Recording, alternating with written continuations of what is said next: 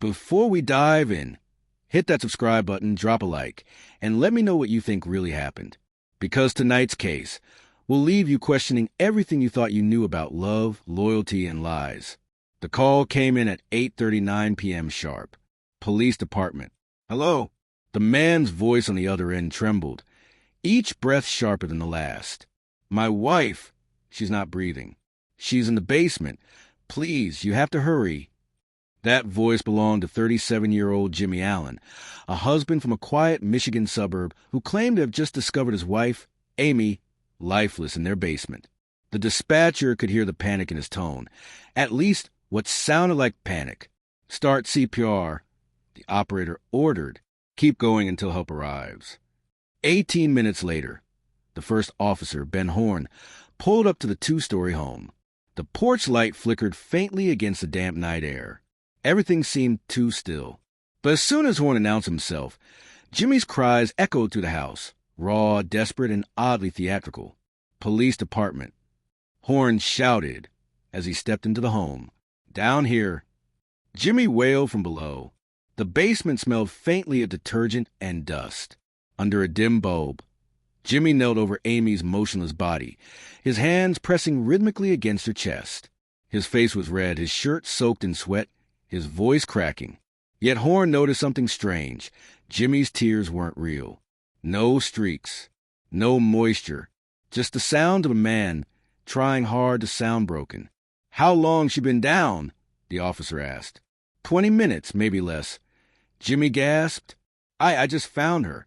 Amy's body showed no clear signs of trauma. No bruising. No wounds. Just a faint, almost invisible mark near her neck. Horn noted it silently while backup and EMTs flooded the small basement. They took over CPR, their radios buzzing with code calls. Jimmy stepped back, ripped off his shirt dramatically, and fell to his knees, shouting incoherently before collecting himself again. Moments later, he walked upstairs with Horn. His breathing steadied, his voice lowered. Then, in a sudden burst of rage, he flung a bowl of potato chips across the kitchen. The shards scattered across the tile, a storm of salt and glass. What the hell is going on? Horn muttered under his breath. As the medics loaded Amy into the ambulance, Jimmy's performance continued to shift. Grief, then calm, then confusion. But when one EMT shouted that they'd found a faint pulse, that Amy was still alive, something in Jimmy's expression faltered. Not relief, not joy, but irritation. She's fighting, the medic said. We've got a pulse. Jimmy froze. His lips parted slightly, but no sound came out. For a split second, it looked as if he was calculating something. Then he forced a weak, choked sob. Oh, my God! Thank you, he whispered. But the officers could tell it didn't sound like gratitude. Minutes later, Jimmy called his teenage daughter, Ashley. His voice was eerily composed now. Sweetheart, don't go anywhere. There's been an emergency, but I'll call you soon, okay? He hung up, then immediately called his mother. That time, his voice broke apart. I don't know what to do, Mom. This is terrible, he cried. Yet when the officers watched him from across the room, they saw no tears. Again, just sound. Amy was rushed to Pramadika Herrick Hospital, barely 2 minutes away. Jimmy stood alone in the front yard as the flashing lights faded into the night. He looked lost, but not the way a man looks when he's losing his wife. He looked like someone whose plan had just gone wrong. And by morning, investigators would realize the story of Jimmy Allen wasn't tragedy. It was a performance. The night air was cold, heavy with the scent of wet grass and flashing sirens, now fading into silence. Jimmy Allen stood alone at the edge of his driveway, arms crossed tightly, eyes following the ambulance that carried his wife away. The mask of grief he wore moments ago began to slip, revealing something harder, emptier underneath. By dawn, the police returned. The once pristine suburban home on Maple Hollow Drive was now an active crime scene. Yellow tape draped across the porch, flashlights sweeping across windows. Inside, the smell of bleach mixed with stale coffee. The investigators were back for one reason, to figure out if Amy Allen had really done this to herself, or if someone helped her. Jimmy sat in the kitchen, his fingers wrapped around a cold mug of coffee he hadn't touched. His eyes were tired, but his voice was sharp, controlled. "I don't know what happened," he said, shaking his head. "We had dinner. We dropped off our daughter. She was fine. We had a little argument. That's all. I left her to cool off." He told him the story again, detail by detail. How they went downtown for drinks. How Amy stormed out after an argument about moving back to Florida. How she walked home while he drove. He claimed he found her later in the basement, an extension cord wrapped near her neck. He said it looked like she tried to end herself. But Detective Horn couldn't shake the feeling that something was off. The basement was too small, barely 7 feet from floor to ceiling. Amy was 5'6". If she tried to hang herself, her feet would have touched the ground. There was no stool, no beam strong enough to hold weight. And that faint mark on her neck? It didn't match what Horn had seen in other hangings. Still, he said nothing, for now. Jimmy's composure began to crack, only when they asked to search the house again. "Do what you need to do," he muttered, motioning toward the stairs. "There's nothing to hide." While officers bagged Amy's phone and laptop, Jimmy's cat, Lewis, padded across the carpet, brushing against their legs as if searching for her. Upstairs, Amy's makeup sat untouched on the vanity. A small photo of her and their daughter smiled from a crack frame. It was the kind of house that looked lived in, but not loved in.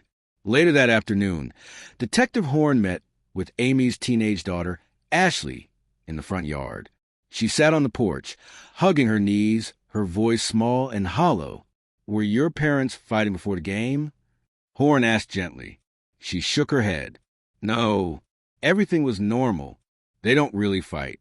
At least, not when I'm around." "What about your mom? Did she ever seem sad?" Ashley hesitated. "Sometimes she got quiet, but she wasn't like that. She loved me. She loved our cats. She wouldn't do something like this." Her words lingered. Not long after, Amy's family arrived, faces pale with shock, voices trembling with anger. They had questions, and they had warnings. "You can't trust a word that man says," Amy's sister told the detective. "He controlled everything she did. Her phone, her friends, her money, everything." According to them, Jimmy wasn't the heartbroken husband he pretended to be. He was a man obsessed with control. He tracked Amy's every move, told her when she could visit family, even monitored what she ate. When her son from a previous relationship tried to visit, Jimmy refused to let him in the house. And that wasn't the worst of it. Years earlier, Amy's son Caleb had fled the family home after an altercation with Jimmy that ended with Jimmy's hand around his throat. The young man hadn't seen his mother much since. As these stories surfaced, the picture of Jimmy Allen changed. He wasn't just a grieving husband. He was a man with a temper, a history, and a motive. Still, no one dared say out loud yet, because until Amy's condition changed, it wasn't a murder case. It was just a tragedy. But 3 days later, the hospital called. Amy Allen had passed away. The official cause of death, asphyxiation by strangulation. And suddenly, everything that seemed uncertain became criminal. The detectives looked at each other in silence. The calm, meticulous husband who'd called 911 just days before wasn't a victim anymore. He was a prime suspect. Amy Allen was gone. 3 days after that frantic 911 call, her heart gave out in a Michigan hospital bed. And with her final breath, the quiet suburban tragedy that Jimmy Allen had so carefully performed transformed into something darker, a homicide investigation. Detective Larry Rothman from the Michigan State Police took over the case. His desk was buried in folders, body cam footage, autopsy notes, phone logs, and photographs of the basement where Amy was found. The deeper he dug, the less Jimmy's story made sense. The autopsy revealed faint bruising along Amy's neck, subtle, deliberate. There were no typical signs of a hanging, no deep ligature marks, no burst blood vessels in the eyes, no damage to the strap muscles beneath the skin. Amy hadn't hung herself. Someone had strangled her, and only one person had been with her that night. But Jimmy had an answer for everything.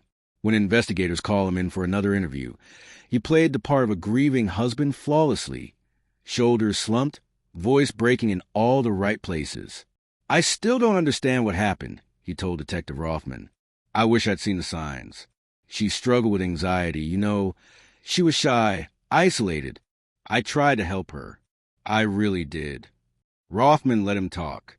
He'd seen this before, the kind of man who believed his lies so deeply that he'd perform them like truth.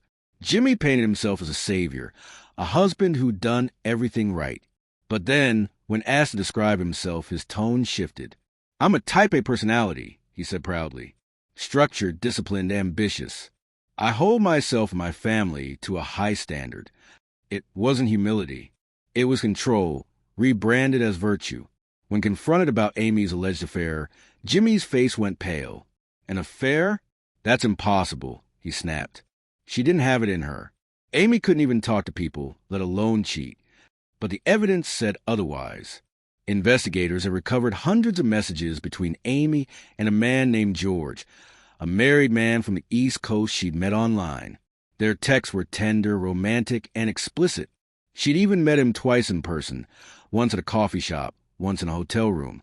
And on the day she died, she'd been texting George while sitting beside Jimmy at the bar. The detectives could almost see it. Jimmy's jaw tightening as he noticed her phone lighting up, the silence stretching between them like a fuse waiting to ignite. That night, Amy walked home. Jimmy followed later. Minutes after, she was dead. Still, the case was built on circumstance, suspicion, not proof, until Rothman decided to test Jimmy's story. He contacted a forensic engineering lab to recreate the hanging in the Allens' basement. The results were damning. Under the same setup, using the same beam and cord, the mannequin's feet touched the ground every time. The ceiling was too low to support a full suspension. In other words, Jimmy's version of events was physically impossible. The lab's findings changed everything.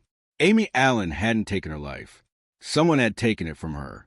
On October 16th, 2020, Jimmy Allen was arrested in Florida, just 5 days before his planned wedding to a new fiancée. He looked calm when officers placed him in cuffs, almost relieved, as if the performance had finally ended. During his arraignment, he pleaded not guilty. His lawyer called him a loving husband wrongly accused. But the trial in September 2021 would tell a different story. Amy's son, Caleb, testified first. His voice shook as he described how Jimmy once choked him during an argument years before. "I remember the fear," he said quietly. "It felt like forever. I couldn't breathe." Then came the first responders, one after another, describing Jimmy's tears that never fell, his eerie calm after Amy was revived, his strange frustration when he learned she was still alive. Even George took the stand. He spoke of their online affair, their plans to meet again, and the messages Amy sent him just hours before her death. "I love you. I'm ready to see you in person." The courtroom was silent. Jimmy stared at the floor. When the jury finally deliberated, it took them only 6 hours. "Guilty," the foreman said. "Second-degree murder." Jimmy's jaw tightened. He didn't cry this time. No performance, no grief, no show, just silence. On October 21st, 2021, Jimmy Allen was sentenced to 20 to 45 years in the Michigan Department of Corrections. He'll be eligible for parole in 2040. They say some killers hide behind masks of rage, jealousy, or madness. But Jimmy Allen's mask was different. His was made of charm, the kind that smiles at neighbors, cooks dinner for his family, and calls 911 with a trembling voice. A mask so perfect that it almost fooled everyone, until the truth finally broke through. If you're still watching, the narrator's voice fades to black. Remember, sometimes evil doesn't scream. It whispers through the cracks of a perfect life. Don't forget to subscribe for more true stories that prove not every love story ends with happily ever after.